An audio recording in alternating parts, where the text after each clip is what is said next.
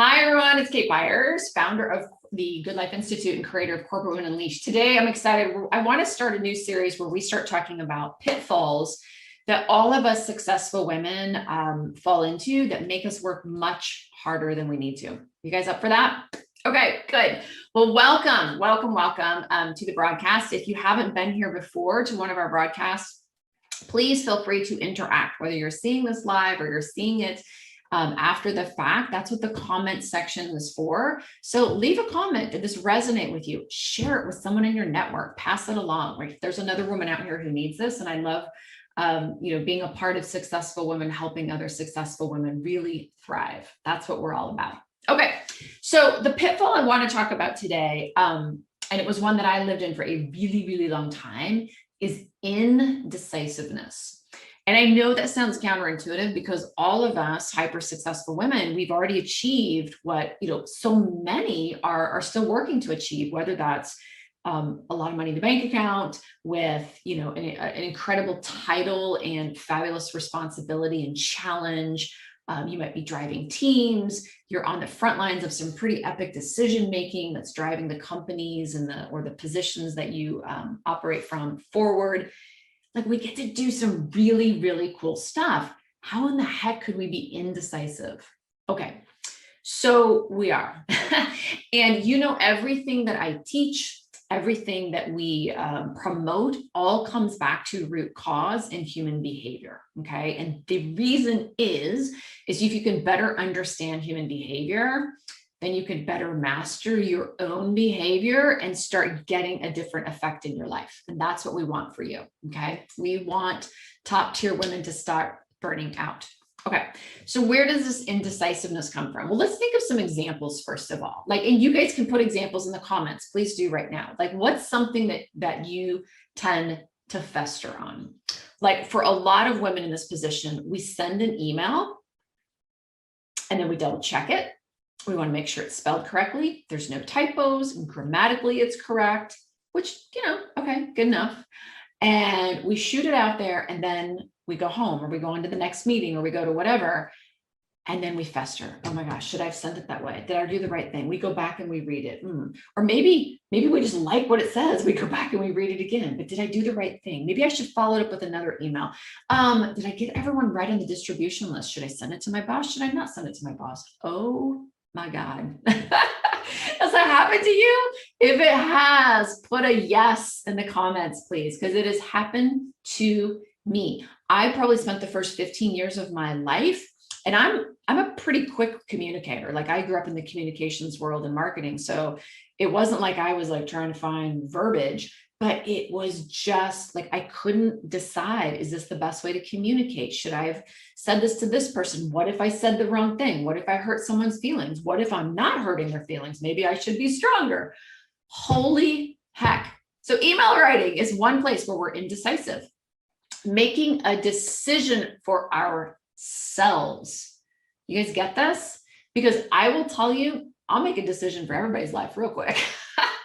I got all the answers when it comes to somebody else's life. But when it came to my own life, maybe I should get the red sweater. I don't know. Red. I don't wear a lot of red. I think I should stay with gold. Is gold too safe? I don't know. Gold. I think I should do blue. Well, maybe I should go try them all on. Oh my God. And so then I would go off to the mall, or, I would call up the shopper at Nordy's or whatever you're doing. And I would try, and back then all I ever wore was black because I was scared of color. And I would try on 75 black sweaters, and I can only imagine the personal shoppers really? Couldn't decide. What if I choose the wrong thing? What if that color doesn't look good? What if that color doesn't match? Just the simplest thing, like buying a sweater for yourself. Now, if it was your girlfriend, or it was your child, or it was a spouse or partner, oh yeah, red looks good on you. Get the red one. Come on, let's go. We got things to do. But when it comes to ourselves, we are so indecisive. And I'll tell you why in a minute, right? You guys relate to that? How many of you fester over buying something for your house, piece of clothing, a piece of jewelry, just something like that? Put a yes in the comments below. Okay. That's you. You are. Why do I know that's you? Because you're wired this way, because you're highly successful. And this is the stuff that highly successful women do. Do you know how much of my life I will never get back over decisions on handbags and sweaters. Come on, people. Like, I know, even if I don't care if you're buying $1,000 sweater or whatever, it's a sweater, just buy one.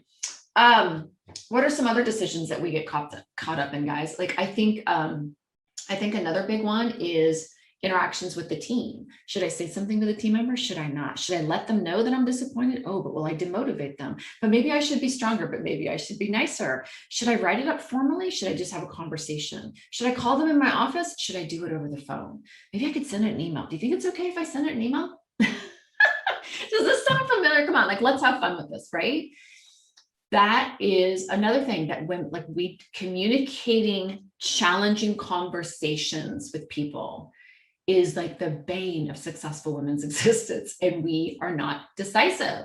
Should I fire them? Should I not fire them? Should I elevate them? Should I not elevate them? Should I mentor them? Should I not mentor them? Should I say yes? I don't know if I should say yes. Should I say yes? I should say yes, right? Woo, girls, like really, really, really, if this sounds like you. And the thing that's so crazy about it, when I was doing this behavior, and it still creeps in every now and then, I'll share some examples, is I was hyper confident. I mean, if you saw me walk into a boardroom, you saw me walk into the building at the beginning of the day, you saw me out on stage. I used to do stage presentations to thousands and thousands, audiences sizes of thousands. You didn't see this. You didn't see indecisive Kate. You saw strong, successful, confident, always has an answer, always shoots from the hip, knows what she's doing. Everybody else was like, oh my God, Kate, you're amazing. It was like the great Kate. Yeah. But by the time they saw that person, what was happening in private, right, where nobody could see, was so much wasted time and effort, thousands and thousands of hours of festering, rethinking things, double thinking, is that the word? No. Questioning myself, thinking through things, calling people. What do you think about this? What do you think about that? I would spend time in my colleague's office. What about this? What about this? What about this? It took a lot to prop Kate up, let me just tell you. And of course, what's happening when, as highly successful women, we're spending that much time thinking about a decision, what is happening? We are not spending time sleeping. We are not spending time doing higher level work. We are not spending time playing with our family and our friends and the people who care for us or we care about. We're not spending time showing up for the people we love, whether it be on time to that birthday party with a gift that you selected, that you wrapped, and it has a card. You know what I mean? Like, we're doing that stuff because we continue to put so much. Just think of how much space in your life you would have if all of those examples I just gave, you just wrote the email. Okay, I need to communicate something to Jane. Yep, that's the gist of it. Great, Jane. Okay, I need to make a decision about a team member. That's a difficult conversation I need to have. Do I need to have it? Do I need to have it? Do I need to have it? Give myself 5 minutes, write some notes, do some, you know what I mean? Yep, okay, great, that's done. Now I'm moving on. Like, I've probably just saved you and me like hours and hours and hours and hours in just one single day. Think about moving through your life, your home life, your professional life in a way where you are decisive and comfortable with the decision you make after the fact. That's the ringer. That's the kicker right there. Because I think we can all be decisive and then we can regret our decision and we can fester about our decision and we can double guess ourselves and we can and get all spun up. That ain't going to help. Right? Because if I'm still worrying about the decision I've made to, have a difficult conversation with my team, when my boys are like, Mom, let's go on a hike. And I'm like, okay, yeah, I'll get my shoes. And the whole time they're on the hike, they're like, Mom, look at this bug. And I'm like, huh? Yep. Oh, bug. Yep. Cool bug. Like, I'm not there with them and they know that. And that just spoils that moment. Like, I will never get that moment back with my sons. So my goal is to live an extraordinary life that is authentic to what I want and be hyper successful and have the experiences I want in life. And the experiences I want in life include going on a hike with my sons and being in that moment with them, being present, being connected, being intentional, heck, setting the hike up and not waiting for my kids to ask, going, boys, come on, we're getting out of the house. Mom's gonna, jet out for an hour, come along for the ride. We'll go on a quick hike and, whatever, go get bonbons. Like, that is what I think most of us thought success would feel like. We'd be in control. We'd be calm, cool, collected, making choices that serve us instead of being, I don't know, what's the word? Like just trapped, I mean, that's how I felt. I just felt trapped, not trapped in the sense that like the company was like, you have to do these things and you're in a trap. It was just like, oh my God, if I'm going to keep my head above water and keep this position and keep this role and actually deliver excellence and, or geez, just even get the job done, this is what it takes. And it doesn't. Okay. So why? How did we get here? And I don't know if you guys noticed, you probably hear me sometimes talk about Mr. Butter. Mr. Butter was this guy I worked with. He was a couple levels above me when I first became an executive, maybe one, but he'd been an executive like for years, way longer than I had. And he would just walk into meetings and just kind of just listen and observe. And there was more senior people that was asking, him and I and others like us to participate. And he would participate when he needed to. And he would say things that were helpful sometimes not. Sometimes he said things I was like, well, that was dumb. And he kind of put his foot in his mouth, whatever. But he just was just comfortable with who he was. And I would catch up with him every now and then. I'd be like, well, what'd you do last weekend? He's like, oh yeah. I went out in my boat for the weekend and, took my daughter out and we went to a prom or, whatever, and just totally chill. And I'm like, really? Wow, that's amazing. Because I ate 17 cheese pizzas and worked until midnight every single day on the weekend. And I think I saw my kid. Did I see my kid? Like, oh my God. I didn't say that to him, obviously. But that was what my weekends were like. My weekends were like barely getting through so I could get to Monday with some amount of preparation. And he was like checking out every weekend, just enjoying his life. And I'm like, that's what I think success should feel like. And it can. Okay. So part of it is somewhat of a difference between men and women. Okay. How we are raised when we're children makes a huge difference. And culturally, ladies, we are still raising our children this way. Little girls, we're a little more worried about them being nice, right? So if they pull someone's pigtails, Susie, you know what? That's not nice. When Johnny pulls someone's pigtails, Johnny, cut it out. Come on now. Don't be a stinker pants. Johnny doesn't get criticized. Johnny doesn't get that shame or that, Johnny gets like, come on, you little stinker, right? Because Johnny's a boy. Now, I'm not saying this is happening globally to every single person in the world. I'm talking about patterns in our culture. Okay. So hopefully with your son, you're not saying those things to him. And so this is not personal, but that happens, right? And so Johnny grows up going, sometimes I'm a great guy and sometimes I'm not a great guy, but I know I'm not trying to hurt anyone. And I also know if I do make a mistake, I can always go back and rectify it, right? Because what Johnny learns is, yeah, he's going to pull some pigtails sometimes and upset people. And that probably wasn't very nice of him to do that. But he can also go back around later and go, Susie, I'm so sorry I pulled your pigtail. I really shouldn't have done that. And everybody gives him a hug and he's fine. So guys tend to grow up in this society that says, look, sometimes you're going to be a little bit of a butt and we're okay with that. Girls grow up in a society that says, don't you ever be a butt. You better be sweet. You better be nice. You better be nurturing. You better be. Now, this gives us some advantages too. So let's not take away the advantages of this, right? Okay. But I'm not talking about the advantages right now. I'm talking about how can we keep the advantages and now as adult women, diminish the disadvantage of always being worried. Did I do the right thing? Did I say the right thing? Am I going to fail? Will I regret this? How's this decision going to come back to bite me? Now, I am not saying that you should just shoot from the hip on every single decision you make and not give a flying flip and blah, blah, blah. That's not what I'm saying, ladies. So please listen to this with the intent. But one of the things we work on with the women who come to work with us over and over again is how can they make a decision and feel comfortable in that moment and after, even if it turned out to be a decision that blows up in your face, even if it turns out to be a decision that doesn't work the way you want it to. Okay. That is a huge, huge, huge, huge piece of why women are working 10 times harder than we need to. And then what happens is we quit our jobs. We're like, well, I guess that's just the way it is. And the only way to keep my job is to keep working like this. So I just walk away. And it's like, no. And what we tend to look at is we look at things external to ourselves. Well, guys have, whatever, they don't really care about spending as much time with their kids, or they have a spouse, and it's just like, okay, well, maybe they do, but you know what? I have a spouse and I have kids. And, why is it different for me? Why can I not behave in a way that says I can honor my desire to be around my children, and I can also rely on my spouse more, than a lot of women do.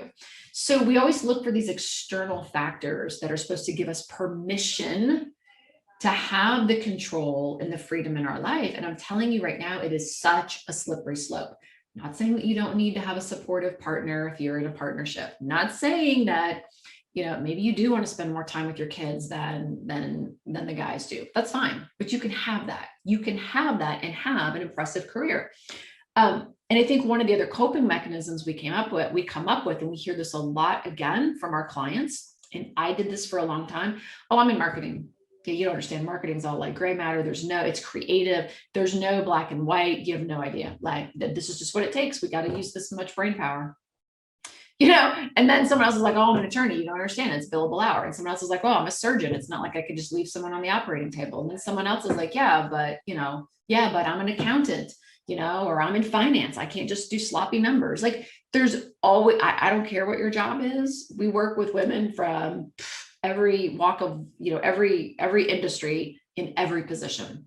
And we've yet to find one where somebody's like, oh yeah, this is like, it's like, nope, you get decisive and you trust your decisions, and you trust that even if the decision wasn't a great one in the moment, it's done, it's made, and you can live with the result. And that's the piece that men do really, really well. My husband will be like, he'll make a mistake or something in the decision. And it's like, oh, I'm not saying he never gets spun up about it, but very rarely he'll be like, all right, well, let me just make a different decision now. And he'll just like autocorrect and make a different decision. And then he'll go back to playing, Call of Duty or whatever he's doing, or playing his drum set. Like, he just doesn't sweat that stuff at all. Just doesn't sweat it. And he's a really like sweet, kind, loving, like, if we have a house party, like, he's the guy who sets it up, because he's so great at, caring for people and entertaining people. And, so he's a very caring person. It's not like he's just abrupt and like some dude that just doesn't care. He cares a lot. He just owns his decisions. He doesn't worry about it. Think of what your life would be like if that's what you did. And we see this over and over and over again with women, like in coaching, when we're having calls, or, oh, I don't know, what about this? What about this? What about this? And it's like, come on, let's make a decision. You have to make a decision for you. Your cat can't make the decision. Your spouse can't make the decision. Your kids can't make the decision, right? Like, you have to be able to trust that you can make decisions for yourself and not have to lean on other people for that decision. Now, I'm not saying as leaders of teams that we need to be making all the decisions and bossing people around. Not what I'm saying. I'm not saying in your home life, you need to be like, honey, get on board. I'm making all the decisions. No, that's not what I'm saying. I'm saying is, when you know that you trust yourself in your decision-making, life becomes so much more effortless. You will work less. You will fester less. The anxiety goes away. The eating the cheesecake goes away. You have time to work out. You have time to be patient. You start being more patient.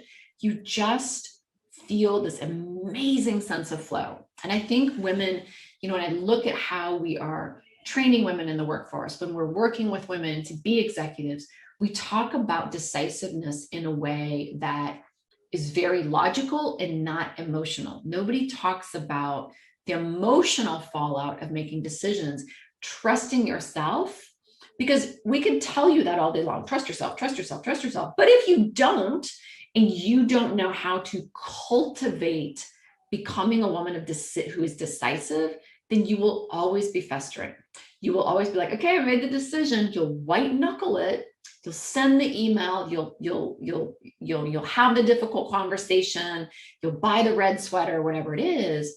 But then you're going to live in misery afterwards. And that's the piece we're not helping women with, and that's what we aim to do. We want to elevate your emotional self so that emotionally you're feeling calm and connected and just chilled with how you're operating. That is something you have to work on. It's not given to you. the way we're raised as little girls has a lot of habits that go, or a lot of habits and patterns of behavior that go against that. So you got to cultivate that. That is something that has to be learned and cultivated. It is not just a given that you're just going to be emotionally, calibrated for executive or successful life. You have to be mentally calibrated. Again, I always talk about, I don't know why I always pick on basketball, but if you're going from college basketball to the NBA, there's an emotional and mental recalibration that has to happen. You don't just like dribble the ball harder, but that's what women are doing. We're just dribbling the ball harder as we move up the ranks in our careers, going, okay, I'm dribbling the ball. And like, meanwhile, you're freaking out. So being decisive and being able to trust those decisions, and also not doing it in a way, because sometimes I see women doing this, and I did this for a while too, where it was like, well, I made a decision, like, and I was like, no, that's not what we're doing. Like, nobody wants to be that woman who's, the bull in the china shop. And you're like, I made a decision. You're abrasive and defensive. And it's like, no, it's like, just, I made a decision. Oh, you have a problem with it? Okay, cool. Let's talk about it. It's a conversation. It's not trying to negate the conversation, worried about what other people think, worried about the fallout. It's like, I've made a decision to the best of my ability, and I'm going to make it quickly, and I'm going to do it, and I'm going to get it done. And I know how to deal with whatever the consequences are. A few years back, I made a decision, a pretty significant decision to start investing in my health in ways I hadn't before. And and I hired a trainer who was, it was a commitment financially. Let me tell you what, this wasn't no, $99 a month thing for sure. And it was a big commitment, and it didn't turn out, or I did not get the results that he committed, or that I was going to get. And, there's never, when you're working out with the trainer and stuff, like nobody's, you got your vision versus what's possible. And it wasn't one of those situations either. It was like, I really didn't get the result, but it's okay, right? Like, that's part of this journey of me being on this health commitment to myself. I didn't get the results I wanted, and I could cry and lament over the thousands of dollars that I spent on that, or I could be like, okay, I made a decision to the best of my ability at the time. I hired someone who I thought could get me this result, and they couldn't. And that just is what it is. It's okay. But as successful women, we have such huge fear of failure and making mistakes. Girls, relax. You're going to make mistakes. You're going to hurt people's feelings. We're going to step on some toes. Like, that's going to happen, but you're not doing it intentionally. And as long as you know that, it's like, okay, I made a mistake. I hired this person, and I probably worked with them for way too long. I probably should have had a more difficult conversation or whatever, but whatever, it is what it is. That's fine. And I'm not like dreaming about it later and going, oh, why did I do this? And then I tried this next thing, and that got me another piece of the puzzle I needed, but it didn't get me totally across the line. And that was thousands of dollars. And so along this journey, my husband's watching me going, Kate, like, you're investing a lot of time and energy and money. And like, are you sure this is like really, and he's like, whatever, like, I'm supporting you because I love you. And this seems to be something you want. And I'm like, yeah, I go, this is the process. And he totally gets it, because men do this. My husband wanted to, he's been playing pool lately. So got this really cool pool table. He went out and bought this massively major, gorgeous pro style. I know nothing about pool, whatever, like the pros all use this table. The guy's just learning. This is dudes. And I'm like, okay, apparently we needed this, whatever it is, $12,000 pool table. I don't know what it is, $8,000. I have no idea what he spent. So he bought this really expensive pool table. And it's like, okay, but then he needs special cue. And then he needed his old special cue reworked. Okay, cool. Great, honey. And then he needed, someone to come in and like level the table, because the guys who set it up didn't level it. Okay, that was another thing. And then, he needed whatever. And he just keeps putting like money into it. Who cares? He's having a ball. Is it getting him the result he wants? No, he's enjoying the process. And that's what I'm doing with this health journey. That's the thing that has also been, I think, bred out of us as women. When you get into the corporate climate, or you get into the, or if you're in the medical field or whatever, is you better always be right, because that is bred into corporations, right? Like ROI, better not have a gap. You better minimize any fallout. And it's like, yeah, but what about just enjoying the process of creating business, or of saving people's lives, or of, creating great answers to big problems? So in even our corporate environments, our work environments, there is no recognition of the process of business. And so what I'm doing on this health journey, what my husband's doing on this pool aficionado thing he's doing, is we're just enjoying the process. Could we do it quicker, cheaper, better? I don't know, maybe, but this is okay because we're still getting to where we want to be and we're enjoying the process. Women do not do that. And that's what keeps us from making a decision, because you have to make the right decision. And is it going to be okay decision? And am I going to lose some money if I make that decision? And oh my God, money doesn't grow on trees. And it's like, oh, please, that's all you do is make money. And, and all this festering. Can you guys relate to this? Like, scarcity is huge. And I'll do another broadcast on scarcity, because we'll just do that as the next topic. Okay.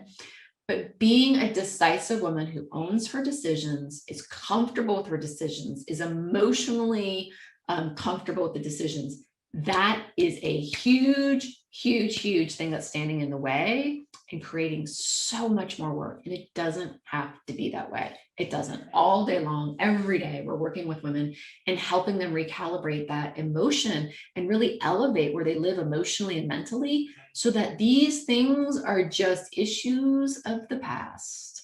We can just make decisions, go home and enjoy, a nice glass of wine with friends, read a book and actually know what's on the page, because you can focus and concentrate. You're not festering about something else. Or goodness gracious, be with family and friends and kiddos and all these people that you care about and be really present. That's what I want for you. That's what I want for every successful woman. I don't want you to step back. I don't want you to be making a trade-off of happiness and contentment in your life with a powerful career, because you can have both. Cool. All right. So guys, if this has resonated with you, if this has been a great topic for you, first of all, please share it with someone else in your network. If you have not watched any of our training, please watch the training below and then consider booking a call with our team. Our entire coaching team are very powerful, experienced women who have been in the business ranks and are now helping women see what's possible for you. If we can help you, great. I'm so happy for that. If we can't, very many women who book a call with us, we're just like, hey, look, I don't know that we are the best fit. Maybe you should work with this person, or maybe there's just like a great book or something that would just get you the polish that you need. Whatever it is, we're going to be there to support you. So it's been great chatting with you, and I will see you for part 2 of this series, where we are talking about the things that help the pitfalls of what us successful women fall into that have us working way harder than we need to.